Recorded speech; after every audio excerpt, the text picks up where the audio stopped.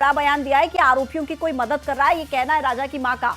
राजा के परिवार को गोविंद पर शक है। राजा के भाई विपिन ने भी बड़ा बयान दिया कि न्याय नहीं मिला तो सामूहिक आत्मदाह हम कर लेंगे। तो बड़ी खबर आप तक पहुंचा रहे हैं। दरअसल शिलोम जेम्स वो व्यक्ति जिस पर आरोप है सबूतों को मिटाने के, जिस पर आरोप है सबूतों को जलाने के, और ऐसे में शिलोम जेम्स को आज जमानत मिल गई है, जिसको लेकर राजा के परिवार ने एक बड़ा बयान दिया है। उन्होंने कहा है कि कोई तो है जो आरोपियों की मदद कर रहा है। ये बयान राजा की मां का है और साथ ही साथ गोविंद जो कि सोनम का भाई है उस पर भी शक जाहिर कर रहा है राजा का परिवार।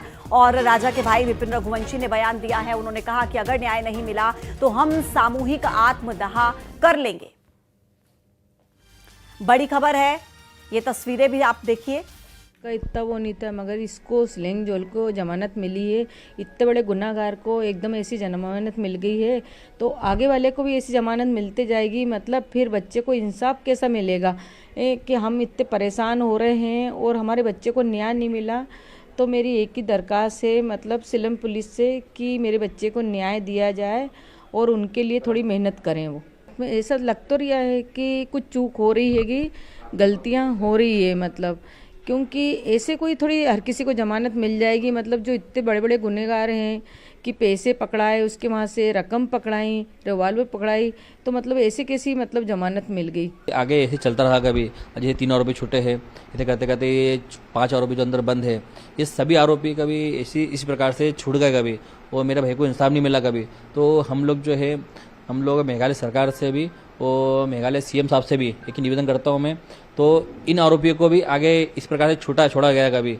तो हम लोग जो है मेरे अपने पूरे परिवार समेत, मेरे बच्चे, मेरी वाइफ, मम्मी पापा, मेरा भाई, भैया की वाइफ और उनके बच्चे, हम सभी जने जो है आत्महत्या कर लेंगे, मर जाएंगे। इतना कुछ होने बाद भी कभी इंसाफ नहीं मिलता कभी। तो रो रहे हैं विपिन भाई आज आप? देखिए अब मैं इतना कुछ होना भी न्याय नहीं मिल पा रहा कभी है, हम लोग कहाँ जाएंगे फिर।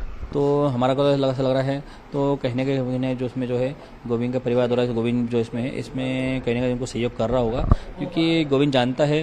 तो आरोपी जो है, पहले आगे के आरोपी जो है जिनने आरोप कम करा है तो वो छूटेंगे, तो कहने का इसका फायदा जो है उसकी बहन को मिलेगा इस अंदर। आइए ज्यादा डिटेल के साथ मिथिलेश गुप्ता इस वक्त इंदौर से हमारे साथ सीधे कनेक्ट हो गए हैं। मिथिलेश, शिलोम जेम्स को मिलाकर अभी तक कुल 3 आरोपी हैं जिन्हें जमानत मिल गई है और राजा का परिवार बहुत दुखी है।